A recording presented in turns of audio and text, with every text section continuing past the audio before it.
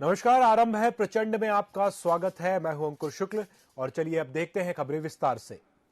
धमतरी जिले के कुरुद विधानसभा का चुनाव काफी दिलचस्प होने वाला है। यह सीट हाई प्रोफाइल सीटों में से एक है।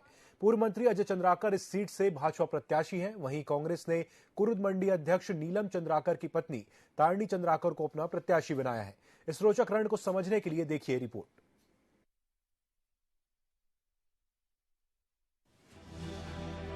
कांग्रेस पार्टी ने कुरुद विधानसभा से जिला पंचायत सदस्य तारणी चंद्राकर पर भरोसा जताते हुए उनको टिकट दिया है। तारणी चंद्राकर बीते 4 सालों से कुरुद विधानसभा में सघन दौरा कर रही हैं। आपको बता दें कि तारणी चंद्राकर के पति वर्तमान में कुरुद मंडी अध्यक्ष हैं। प्रचार में जुटी तारणी चंद्राकर ने दावा किया कि भाजपा प्रत्याशी अजय चंद्राकर उनके सामने कोई चुनौती नहीं है।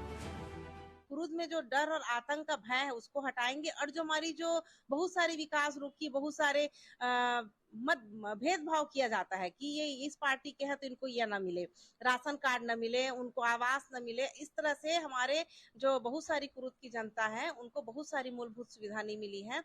तो वो मूलभूत सुविधा मैं उनको दिलाऊंगी और जितना भी विकास कार्य तो सब बड़े बड़े हुए, लेकिन जो गांव के जो अंदर के स्तर का जो विकास कार्य है वो सब रुका हुआ है। उन विकास कार्यों को भी पूरा करूंगी। मैं जीत के लिए 100% आश्वस्त तो हूँ। मेरे को पूरा विश्वास है कि मैं कुरुद की जो मेरी क्षेत्र की जो जनता है वो मुझे आशीर्वाद देके मुझे भारी मतों से विजयी करेंगी। लोगों में माहौल है कि मैं शुरू से ही 5 साल से सक्रिय रही हूँ और सक्रिय रहने के नाते में हर सबसे परिचय है। हम सब जानते हैं कि तारणी चंद्राकर है, तो वो उनका कहना है कि हम आपके साथ हैं, हम आपको जिताएंगे। दूसरी तरफ भाजपा ने 6वीं बार अजय चंद्राकर पर भरोसा जताया है। अजय चंद्राकर क्षेत्र में सक्रिय प्रचार प्रसार में लगे हुए हैं। आपको बता दें कि अजय चंद्राकर ने 2013-2018 के चुनाव में लगातार जीत दर्ज की है। इस बार 2023 के चुनाव में हैट्रिक के लिए काफी मेहनत कर रहे हैं। अजय चंद्राकर ने दावा किया कि इस बार प्रदेश में फिर से कमल खिलेगा और भाजपा की सरकार बनेगी। भूपेश सरकार ने जो संगठित लूट मचा रखी है, कुरुक्षेत्र में जो माफिया हावी है, अपराध हावी है, नशा हावी है, छत्तीसगढ़ में करप्शन के सिवाय कोई दूसरी चीज नहीं है, धर्मांतरण के सिवाय कोई दूसरी चीज नहीं है, लेवी वसूली के सिवाय कोई दूसरी चीज नहीं है। इस पर हम चुनाव लड़ रहे हैं और कुरुद में कोई विषय ही नहीं है। कुरुद में विकास नाम का कोई चीज नहीं है। कुरुद को आगे बढ़ाना है, बस भाईचारा कुरुद में प्रेम रहे, सभी समाज का सम्मान हो, सबको आदर मिले, किसी के साथ गाली गलौच न हो, उच्च शिक्षित बने, यहाँ के लोग संस्कारित बने, अच्छा बने, सबको सम्मान देने लायक लोग बने, ये काम करना। सिर्फ कुरुद में नहीं, पूरे प्रदेश में भाजपा के पक्ष में माहौल है। हम सरकार बनाने जा रहे हैं। बहरहाल अब देखना होगा कि कुरुद विधानसभा से अजय का विजय रथ रुकता है या फिर जीत का सिलसिला बरकरार रहता है। धमतरी से टीवी 24 के लिए डोमन साहू की रिपोर्ट।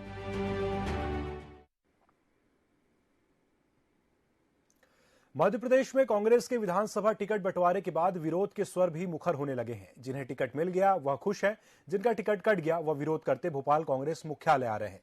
वह चाहते हैं कि उनके चाहे गए उम्मीदवार को टिकट मिले। यही हाल मध्य प्रदेश की निवाड़ी विधानसभा के कार्यकर्ताओं का है। वह चाहते हैं कि रजनीश पटेरिया को टिकट मिले और अमित राय का टिकट बदला जाए। विधानसभा चुनावों में कांग्रेस के टिकट बंटवारे के बाद उम्मीदवारों के जो विरोध के स्वर हैं वो कहीं थम नहीं रहे हैं। उनके कार्यकर्ता जो समर्थक हैं कांग्रेस मुख्यालय में आकर प्रदर्शन कर रहे हैं कि उनके टिकट कट गए हैं और देख रहे हैं आप जैसे कि किस तरह से वो उल्टे होकर यहाँ विरोध प्रदर्शन कर रहे हैं और चाह रहे हैं कि ये टिकट बदला जाए और खास तौर से रजनीश पटेरिया को ये टिकट दिया जाए। तमाम लोग यहाँ आकर नारेबाजी भी कर रहे हैं। उनके समर्थक चाहते हैं कि जल्द से जल्द इस पर निर्णय लिया जाए। तो हम उनसे बात करते हैं कि वो क्या कहना चाहते हैं, कि क्यों वो चाहते हैं रजनीश पटेरिया के लिए टिकट। जी हम आपको बता दें कि पिछले 7 साल से रजनीश पटेरिया जी क्षेत्र में जाके बहुत मेहनत और तमाम माध्यम से उन्होंने काम किया है। परिवर्तन पदयात्रा हो, चाहे नारी सम्मान के फॉर्म हो, चाहे सदस्यता अभियान हो, घर घर चलो, हाथ से हाथ जोड़ो अभियान, ऐसे तमाम योजनाएं जो प्रदेश से मिली हैं उनको योजनाओं को पूरे घर घर तक पहुंचाने का काम किया है। पिछले 18 साल से कांग्रेस की जो निवाड़ी में दुर्गति हुई है हमारे नेताओं के, जिले के नेताओं ने ही करवाई है। ओरिजिनल बात यह है और जो आज उन्होंने काम किया है उससे आज इस स्थिति कांग्रेस आ गई है कि निवाड़ी से कुछ नहीं मानो तो 20,000 से कांग्रेस यदि रजनीश पटेरिया को टिकट अभी भी देती है तो 20,000 से 19,999 वोट नहीं होंगे। अमित राय का विरोध क्यों कर रहे हैं आप? क्या कारण है कि उनका विरोध आप कर रहे हैं? अमित राय का जो अभी उनको जब टिकट मिला 11:30 पौने 12 बजे, उससे 10 बजे तक वो प्रदेश भाजपा कार्यालय में उपस्थित थे। उनको एकदम एंट्री करवा दी गई पैसों के बल पे, ऐसे टिकट दिया गया। वर्तमान में जिला उपाध्यक्ष है, माताजी जिला पंचायत की अध्यक्ष है निवाड़ी से। तो आरएसएस का एजेंट हमारे पास कुछ फुटेज वगैरह भी हैं, ये सभी आपको उपलब्ध कराए दे रहा हूं मैं। ऐसे तमाम कैसे निवाड़ी के कांग्रेस कार्यकर्ताओं की सरेआम हत्या की गई है। कि अमित राय को क्यों टिकट दिया गया है? वो आरएसएस के एजेंट हैं और उनका कोई योगदान कांग्रेस पार्टी के लिए निवाड़ी में नहीं है। वो चाहते हैं कि रजनीश पटेरिया जो हैं वो लगातार वहां सक्रिय हैं, काम कर रहे हैं और तमाम लोगों से मिलकर रहते हैं और निश्चित ही उनकी बड़ी जीत होती अगर उनको टिकट मिलता तो। कैमरामैन सतीश गुप्ता के साथ में प्रिंस गुप्ता, टीवी 24 भोपाल।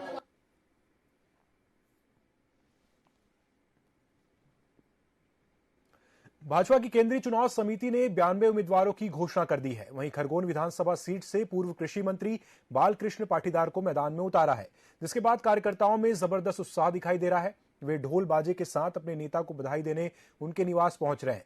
वहीं उन्होंने विकास और जन कल्याणकारी नीति को चुनावी मुद्दा बताया है, जिसे लेकर हमारे संवाददाता ने प्रत्याशी बालकृष्ण पाटीदार से खास बातचीत की। चिंतन और मंथन के बाद भाजपा ने आखिरकार खरगोन विधानसभा से अपने सबसे विश्वस्त उम्मीदवार बालकृष्ण जी पाटीदार को मैदान में उतार दिया है।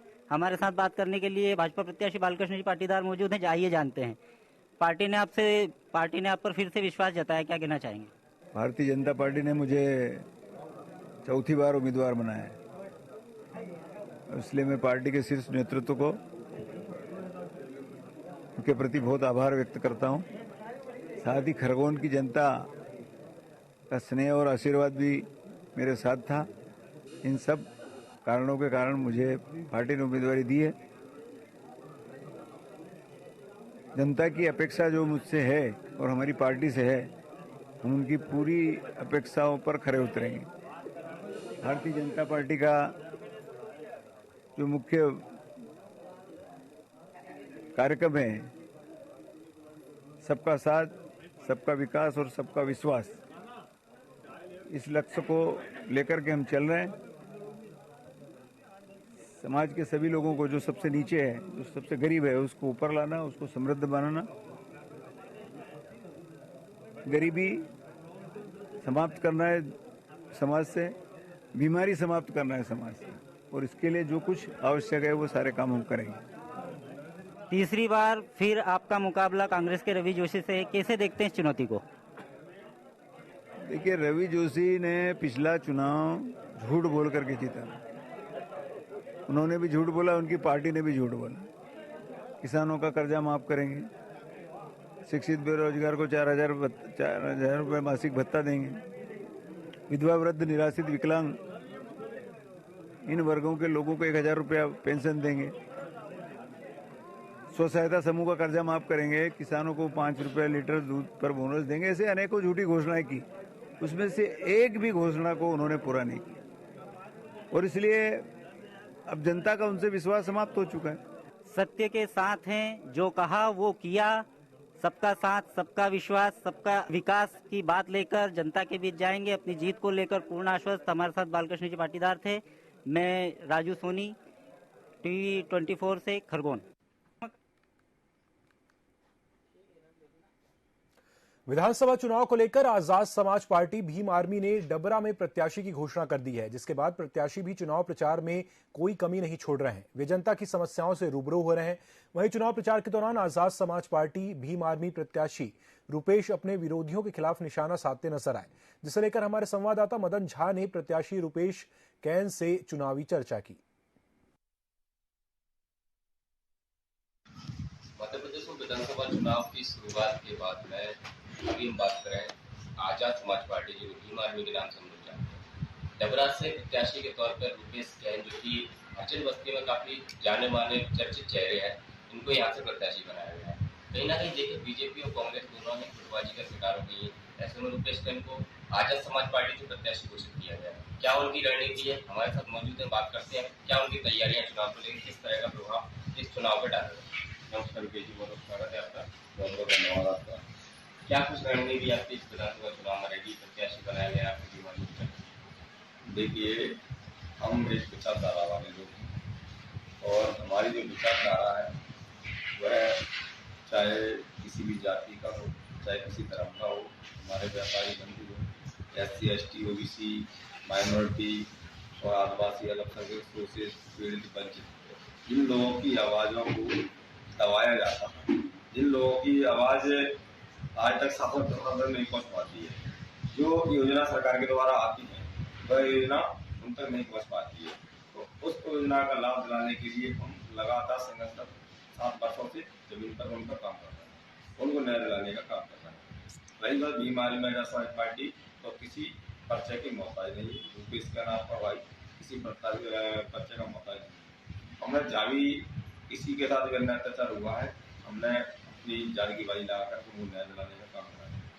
तो हम अपनी रणनीति लेकर के केवल जो हमने 5 साल संघर्ष किया है उस संघर्ष को लेकर के हम जनता के बीच में जा रहे हैं और जनता के बीच में उस संघर्ष को बता रहे हैं। बस हम बताने की भी जरूरत नहीं है, जनता उस संघर्ष को जानती है। और यहाँ पर जो इस तरीके की डर्टी पॉलिटिक्स चल रही है, जैसे कि भाई एक दूसरे पर लांछन लगाना, आरोप प्रत्यारोप लगाना, मानता हूँ राजनीतिक क्षेत्र में ऐसा होता है, लेकिन ये भी नहीं होता है कि जिस तरीके से आप पॉलिटिक्स के माध्यम से अपना राजनीतिक दबाव जो दबदबा होता है उसका गलत इस्तेमाल न करें, जो गलत इस्तेमाल में देखा जा रहा है। अभी हाल में आपने देखा होगा एक हमारे बीमारी के पार्टी के विधानसभा सत्तर वाली पार्टी भरवानी उनका गोली चलाई गई, तो कहीं ना कहीं हमारे जो टिकट वितरण हुए हैं उनका सरकार डरी हुई है।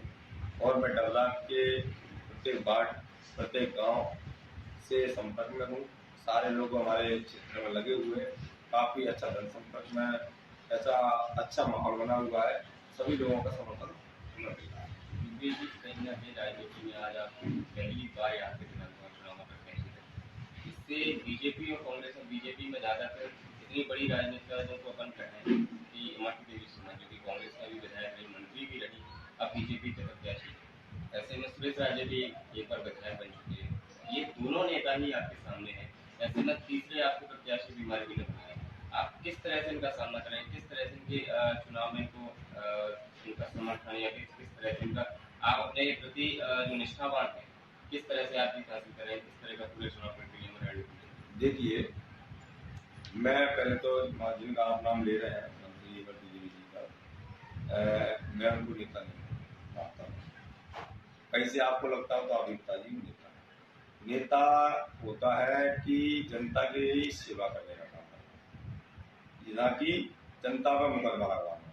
अगर कोई इमरती देवी जी के खिलाफ कुछ सच्चाई बोलता है उनके खिलाफ तो वह मुकदमा लगवा देती है, चाहे वो पत्रकार बंधु, चाहे वो व्यापारी बंधु, और काफ़ी लोग हैं जो समाज के लोग थे, उनके मकान तोड़वा दिए गए, उनके होटल तोड़वा दिए गए, उनसे पुष्ट। और रही बात दूसरा जो आप विधायक का नाम बता रहे हैं तो उसकी सच्चाई किसी के सामने बताने की जरूरत नहीं है, जनता के सामने सच्चाई होनी चाहिए।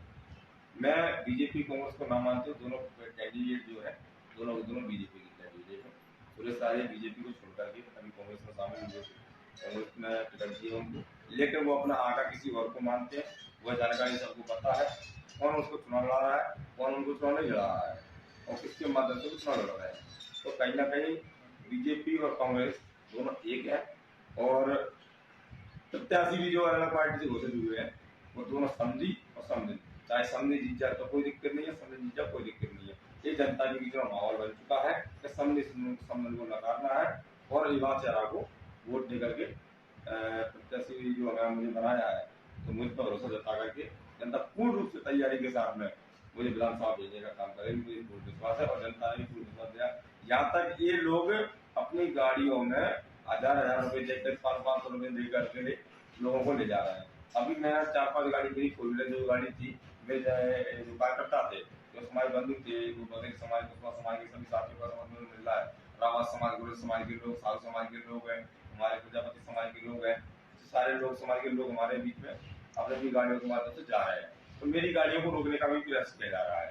जबकि उनकी गाड़ियां 100 गाड़ियां चल रही है, 50 गाड़ियां चल रही है, क्योंकि पैसा है, क्योंकि वो जो मिला वो 50 करोड़ रुपया उसका खर्च करोगे आप, उस पैसे का दुरुपयोग करके इन गाड़ियों से ले जा करके हमारे कार्यकर्ताओं को नुहाने का काम कर रहे हैं। लेकिन बीमार में समाज पार्टी कार्यकर्ता और समस्त हमारे SC ST OBC समाज के लोग जाग चुके हैं और जान चुके हैं।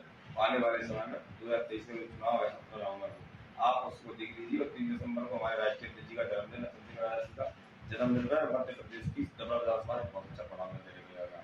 दावा कर रहे हैं अगर वो विधानसभा चुनाव जीतते हैं तो लगातार जनता की आवाज विधानसभा में उठाएंगे, डबरा को जिला बनाने की आवाज उठाएंगे। कहीं ना कहीं बीजेपी और कांग्रेस के जो नेता है उन्होंने डबरा का विकास न करते हुए स्वयं अपना विकास किया है, ऐसा इनका मानना है। और कहीं ना कहीं विधानसभा चुनाव में अगर जनता इनको जीत हासिल करवाती है तो ऐसे में ये विधानसभा में डबरा की विकास की, जनता के विकास की संपूर्ण बातें इनने किए हैं, ये पूरे विधानसभा में उठाएंगे। तो ये थे हमारे साथ रुपेश सिंह भीम आर्मी से, कैमरामैन परिषद के साथ मदन झा।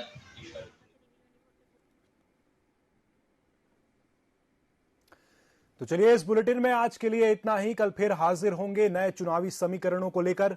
तब तक के लिए हमें दीजिए इजाजत। नमस्कार।